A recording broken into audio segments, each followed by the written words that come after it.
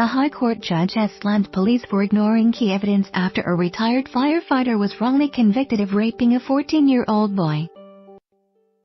David Bryant spent 3 years locked up in prison after he was convicted of a sex attack at a fire station in Christchurch in 1977. The 67-year-old's conviction was quashed in 2016 after it emerged that the complainant Danny Day was a fantasist who had sought medical help for lying. Now a High Court hearing has heard that police ignored a blackmail note sent by the accuser in which he threatened to make Mr. Bryant pay one way or another. The judge ordered Mr. Day to pay an interim payment of £20,000 towards the costs of Bryant's civil action against him. Mr. Bryant revealed that his wife Lynn, who died from sepsis 6 months after his release, had told Dorset police about the letter, but officers failed to act. He said an apology would be nice from Dorset police, but they have not admitted they have made any mistakes. When we got the letter, my first reaction was to contact police, but they dismissed it instead of investigating Danny Day for blackmail. They investigated me for historic sex abuse. Lynn reported this as a blackmail threat, but they ignored it. It can't be proved that this contributed to her death, but the stress certainly played a part. I am pleased that we have now got this judgment. The judgment has been given near the anniversary of her death. She would be pleased we have finally got it. The High Court heard that Mr. Day of Bromley in Kent had made false allegations to seek personal attention and drama. Master Thornett said a psychiatrist revealed he had extensive recorded medical history of his self-reporting as a liar, but this was not presented at the original trial. The judge added that Mr. Day's motivation in raising the allegation came to be based upon a desire to claim compensation from David Bryant and the state. After seeing the letter on which police failed to act upon, Master Thornett said this would not strike any reasonable person as anything other than a blackmail note.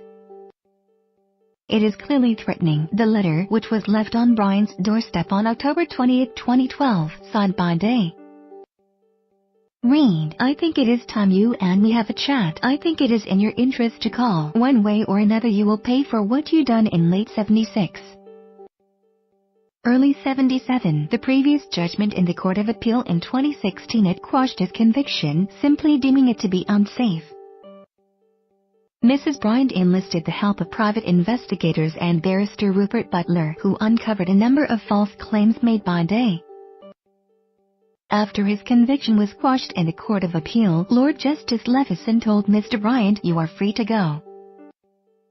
"I am very sorry, Mr. Bryant." Despite the conviction being quashed, Mr. Day continued with a civil claim but stopped turning up to court hearings and it was revoked.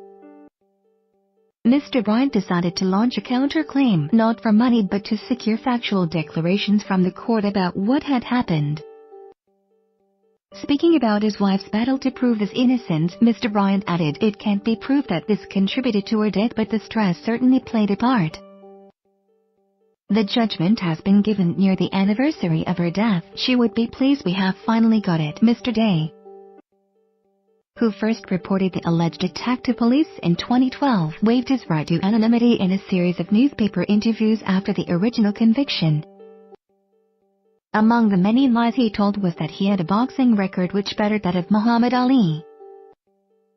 He even falsely claimed to have given up his place in the Great Britain boxing team at the 1984 Olympics due to the trauma caused by Mr. Bryant's assault. A Dorset police spokesman said Dorset police takes any allegations of sexual abuse very seriously and conducted a thorough and detailed investigation.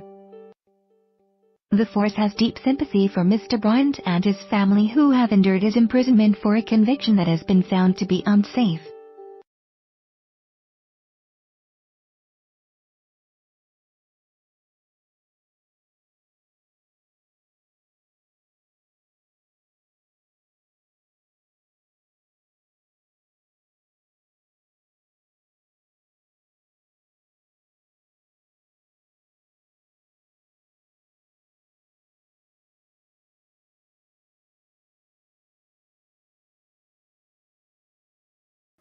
Where the freaks at?